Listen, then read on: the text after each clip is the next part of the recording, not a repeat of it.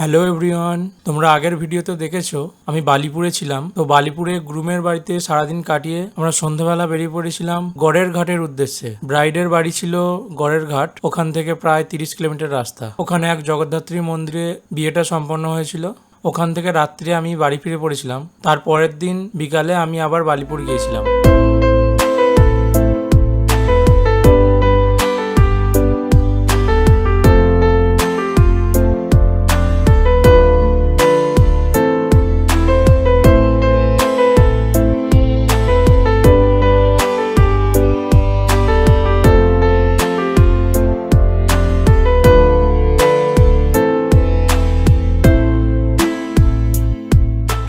একটা কথা বলে দিই, আশরাফুল যদি ভিডিওটা দেখে থাকো, এই দেখো তোমার অ্যাসিস্ট্যান্ট এখন প্রফেশনাল ট্রেনার হয়ে গেছে। ও এখন ওর ইন্টার্নকে ফটোগ্রাফি ট্রেনিং দিচ্ছে।